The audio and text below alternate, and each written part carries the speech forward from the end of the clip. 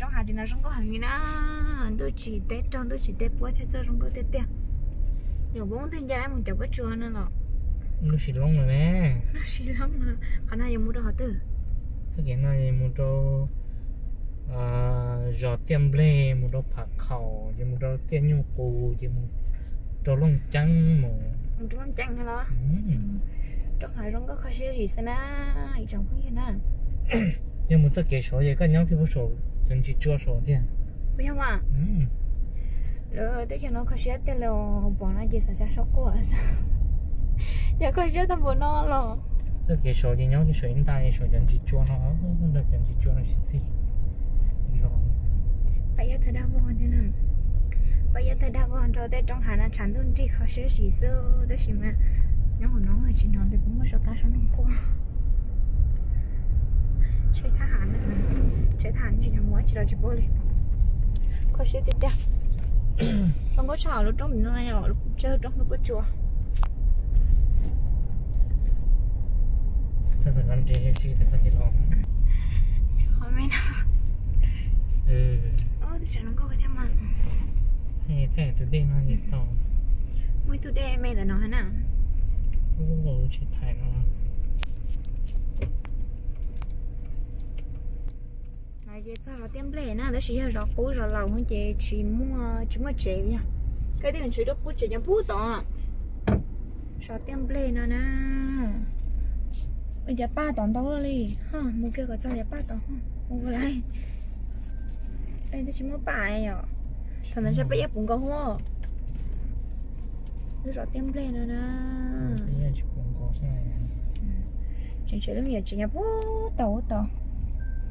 Nếu cứ rõ là tem lên, ấy sáng đầu rồi mới rõ thế á.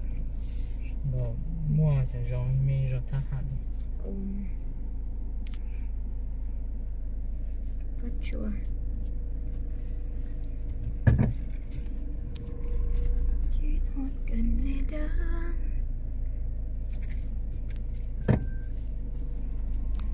Cho xe rất kỹ nhau liếp một tí này rồi cho ta được chế tông một đời nữa để cho thì có tí bỏ cái chân rồi cho sao nó sửa nhăn nó sao được từ đêm nhận chùa nó nè cho món tao nói vô là mua đã chỉ lộ ơi tao có luôn chú chỉ lại chú sẽ lộ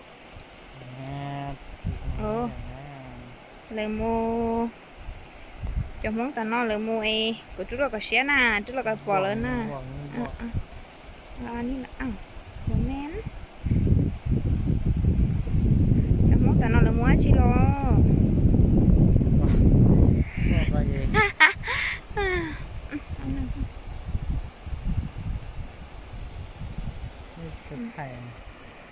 tụi đen là đem nhận chua nè tụi đen nè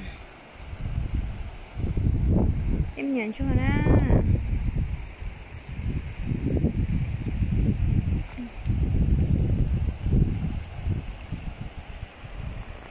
ông có thêm check cơ nào check cơ nó tụi đen nè chấm hết rồi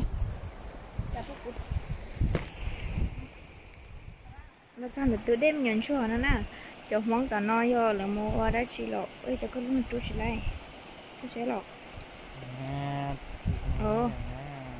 lại mua cho món tao nói là mua của chú là có xé nè chú là có bò lên nè anh ăn bò nén cho món tao nói là mua chỉ lo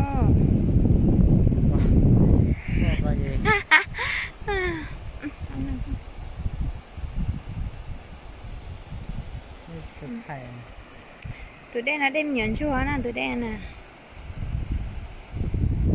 đem nhận chua nè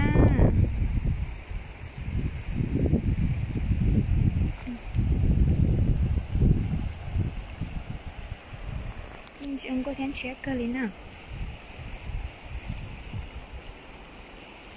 check cơ nó tụi đen nè chấm hết rồi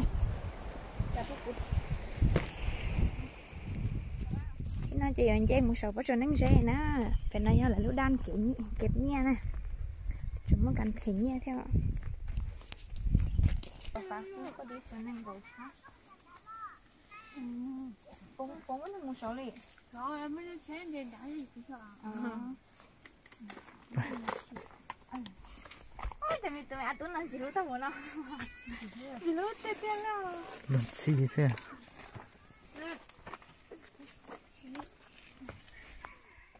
Trời sống nó lo hành đi nữa, trời sống rồi nè, lo tiệt tiệt. Đấy xí mà.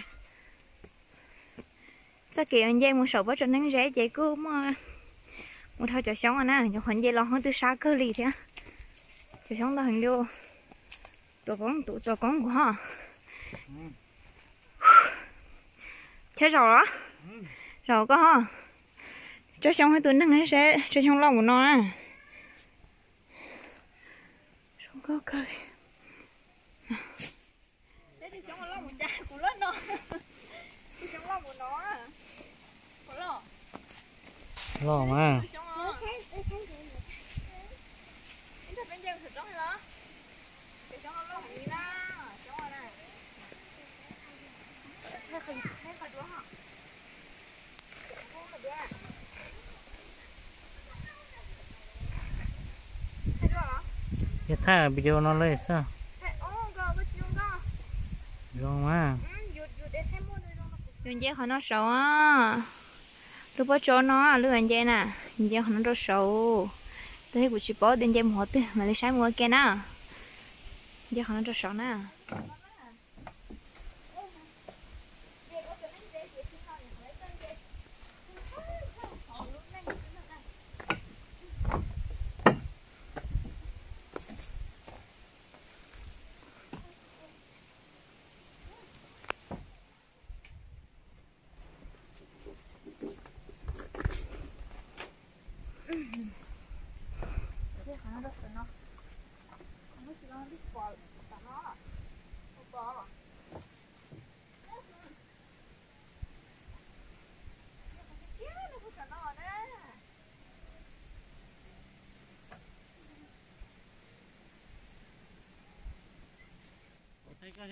Giờ họ nó sợ nè, thấy nó nè, nè nè, giờ lúc bây nó sợ nè, giờ sợ nó làm mua lại.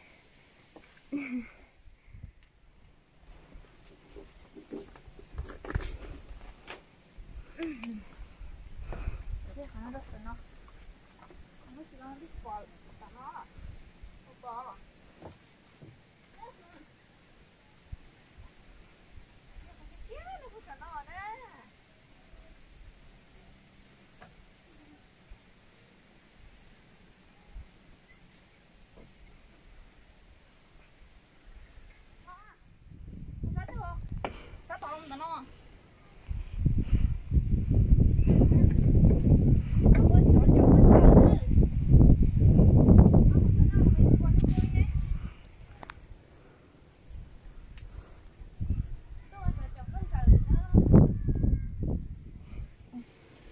Nó chỉ mới lúc chế nó thế nào nó vẫn rất nhỏ chế đâu nó rộng xí nó là cái to là chế nó mua sát tà đi sát là nghe là chỉ nó mua như vậy to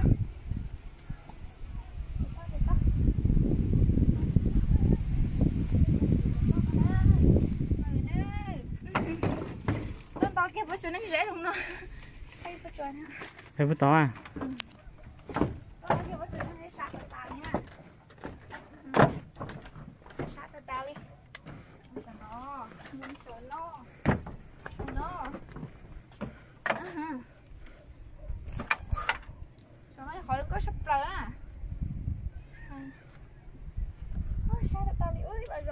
ô tao thay rồi hả? Ôi, cho cô tán thay. Mày thay rồi. Hả? Bỏ thông plơ đứa cho mong cha nè, thay cái nó nè. Xong có thằng này bỏ thông plơ đứa cho nó nè.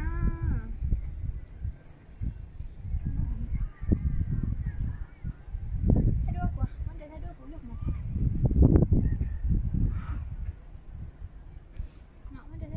Chị thay lò sau đi nọ xưa rồi bây giờ chị là cho số có chỗ nâng rẽ này chị cho nó nâng rẽ thì lúc có chỗ nâng rẽ nhóm một chai để chả chỉ được nó non hơn thế nào quá trời nhiều nó là có để chờ ở xí cho nó rong cho nó sáng lên nó hết cho nó nhiều xí đâu nó nè chị mà xin xí nè mà xin xí đồ đâu là lúc xí hở